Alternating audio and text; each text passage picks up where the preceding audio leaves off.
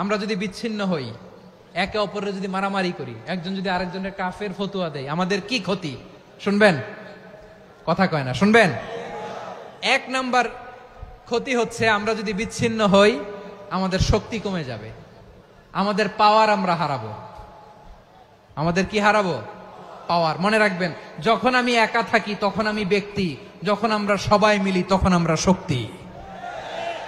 এই শক্তি নিয়ে আমাদের সামনে এগিয়ে যাওয়ার দরকার আছে না নাই? তাহলে আমরা যদি নিজেরা বিরোধে লিপ্ত হই, আমাদের ক্ষমতা, পাওয়ার ছুটে যাবে। আমরা এই পাওয়ার হারাতে চাই না, ঠিক কিনা বলেন? রব্বুল আলামিন ঠিক তাই বললেন। রব্বুল আলামিন বললেন, খবরদার, ওয়াতিউল্লাহ ওয়া রাসূলাহু ওয়া লা তানাযাউ ফাতাফশালু ওয়া তাযহাবা রিহুকুম ওয়াসবিরু ইন্নাল্লাহা মা'আস সাবিরিন। আল্লাহর আনুগত্য করো, নবীর আনুগত্য করো, কিন্তু খবরদার নিজেরা বিরোধে লিপ্ত হয়ো না, নিজেরা মারামারি করো না, তাহলে তোমাদের শক্তি কমায় দিবে কে? ফাতাফশালু, তোমরা সাহস হারাবা, ওয়া তাযহাবা রিহুকুম, তোমাদের শক্তি কমে যাবে, পাওয়ার কমে যাবে। তাহলে আমরা যদি নিজেরা মারামারি করি, আমরা নিজেরা যদি বিচ্ছিন্নতায় লিপ্ত হই, আমরা যদি মতানৈক্য করি, তাহলে আমাদের শক্তি কমে যাবে, ঠিক কিনা? আমরা শক্তি কমাবো। আচ্ছা, ছোট্ট একটা বাঁশের কঞ্চি যদি আপনারা দেয়, পায়ের মধ্যে ধাক্কা দিয়ে ভাঙতে পারবেন না? এরকম বাঁশের কঞ্চি যদি 20টা একসাথে জোড়া লাগায় দেয়, ভাঙতে পারবেন? কথা বোঝে নাই মনে হয়। চিকন একটা বাঁশের কঞ্চি দিলে ভাঙা যাবে না? এরকম চিকনই 20টা বাঁশের কঞ্চি একসাথে লাগাই দিলে ভাঙতে পারবেন?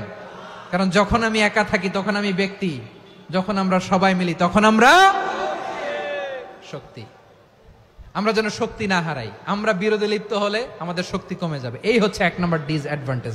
2 নাম্বার ডিসঅ্যাডভান্টেজ হচ্ছে, আমরা নিজেরা বিরোধে লিপ্ত হলে অন্যরা আমাদের মাথায় কাঁঠাল ভেঙে খাইতে সুবিধা হয়। কথা বুঝেন নাই?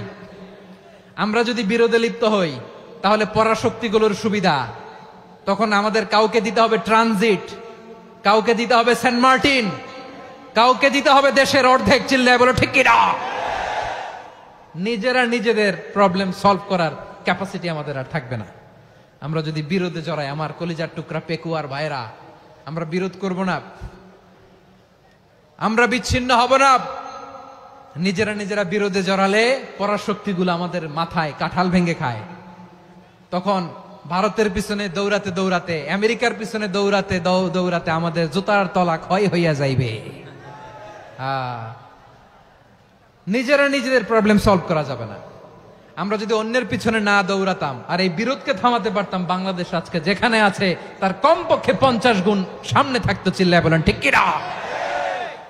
তাহলে 1 নাম্বার ক্ষতি হচ্ছে, আমাদের পাওয়ার লেস হয়ে যায়, আমরা দুর্বল হই যদি আমরা বিরোধ করি। 2 নাম্বার হচ্ছে, পরাশক্তিগুলোর সুবিধা নেয়। 3 নাম্বার হচ্ছে, আমাদের উন্নয়ন, দেশের উন্নতি, অগ্রগতি, এটা স্থবির হয়ে যায়, এটা বাধাগ্রস্ত হয়। প্রিয় ভাইয়েরা, ইউনিটি, ঐক্য হচ্ছে একটা দেশের উন্নয়নের মূল ভিত্তি।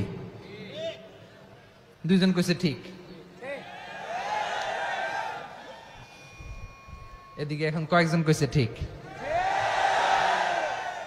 ঐক্য হচ্ছে একটা দেশের, জাতীয় ঐক্য হচ্ছে কোন দেশের উন্নয়ন, অগ্রগতির মূল ভিত্তি, ঠিক কিনা বলেন?